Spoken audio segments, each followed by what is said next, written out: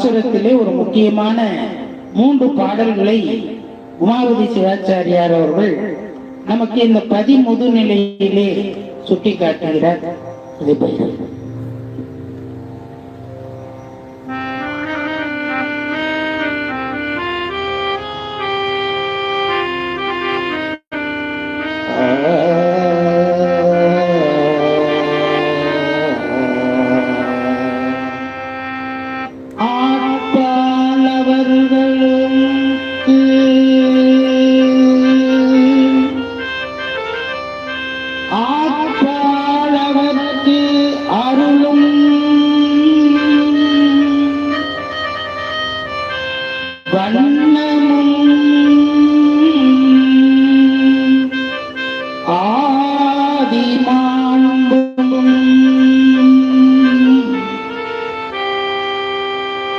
ஆட்பாளவர்க்கு அருளும்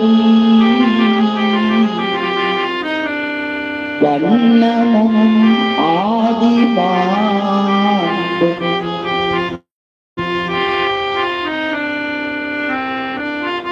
கேட்பான் புகிழளவில்லை கேட்பான் புகிழளவில்லை கிழக்க வேண்டாம் புகிழவே இல்லை அளவில்லை கிழக்க வேண்டாம்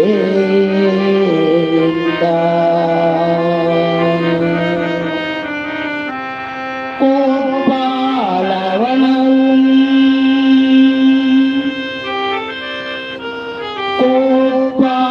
கோபாலனவும் இணையும் குருகாமை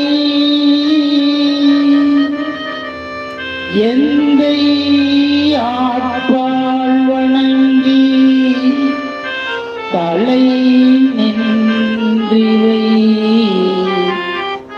கேட்கத்தக்க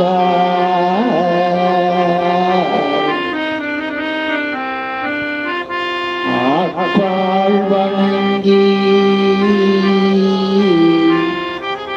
தலை நின்றிவை கேட்கத்தக்க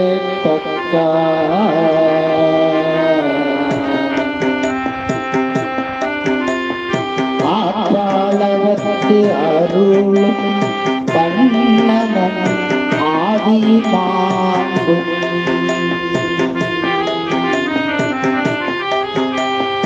ஆட்பாளவர்க்கு அருளும் வண்ணமும் ஆதிமாண்டும் கேட்பான் புகழ் அளவில்லை இலக்கவே கேட்பான் புகழ் அளவில்லை இலக்கவே கோபாலனவும் வினையும் உருவாமை எந்தை கோபாலனவும் வினையும் உருவாமை எந்தை ஆட்பாள் வணங்கி தலை நின்றிவை கேட்கத்தக்க வணங்கி தலை நின்றிவை கேட்கத்தக்க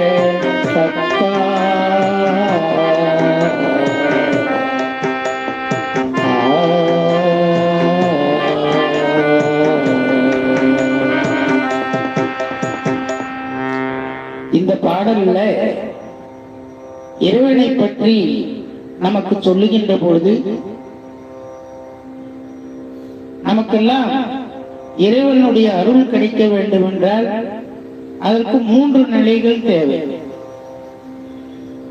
ஒண்ணு மல பரிபாகம், இரண்டாவது சத்தினிபாதம்,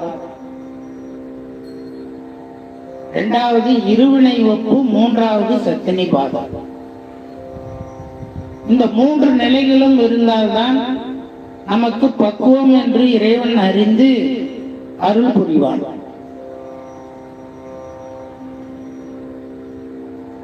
முதலாவதாக நமக்கு இருவினை ஒப்பு நிகழ வேண்டும். இந்த இருவினை ஒப்பு என்பது என்னவென்று சொன்னால், நன்மையையும் தீமையையும் நாம் அதிலே ஆட்படாமல் சமமாக எடுத்துக்கொள்வதுதான் இருவினை ஒப்பு. அடுத்தது, அந்த இருவினை ஒப்பு வருகின்ற பொழுதே நம்ம கிட்ட இருக்கக்கூடிய அந்த மலம் என்று சொல்வார்கள், ஆணவ மலம் என்று சொல்வார்கள். அது அறியாமையை செய்யக்கூடியது. இந்த ஆணவ மலம் தன்னுடைய வலிமையை சற்று குறைத்துக் கொள்ளும். அப்படி வலிமையை குறைத்துக் கொள்ளுகின்ற பொழுது இறைவனுடைய சக்தியானது நம்முடைய ஆன்மாவிலே படியும். இதுதான் நமக்கு இறைவன் காட்டக்கூடிய ஒரு பக்குவ நிலை.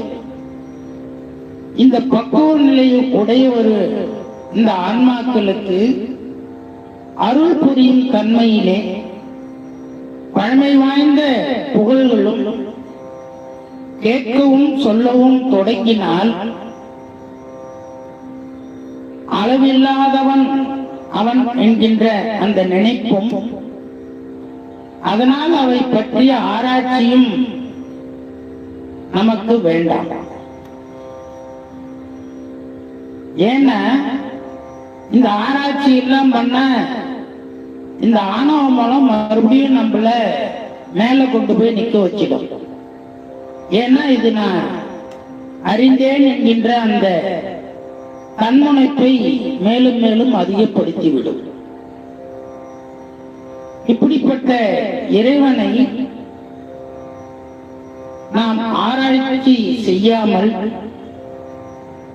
அவனுடைய திருவடிகளிலேயே நாம் சரணாகதி அடைந்து அவன் புகழ்களை கேட்கும் அடியார்களுக்கு அந்த புகழை பாடும் அடியார்களுக்கும் புகழ்களாலும் தீவினைகளாலும் எந்த துன்பமும் உண்டாகாது என்று இந்த பாடலிலே மிக அற்புதமான ஒரு செய்தியை நமக்கு தருகிறார். இந்த பதிமுதுநிலை என்று சொல்லக்கூடிய தலைப்பிலே ஒரு 14 தேவார பாடல்களை, 15 தேவார பாடல்களை நமக்கு உமாபதி சோமையா அவர்கள் நமக்கு சுட்டிக்காட்டி இருக்கிறார்கள். இதை தொடர்ந்து நாம் அடுத்த சோமவார வழிபாட்டிலே நாம் இந்த மீதி இருக்கக்கூடிய அந்த இறைவனுடைய தன்மையை நாம் தொடர்ந்து சிந்திப்போம் என்று கூறிக்கொண்டு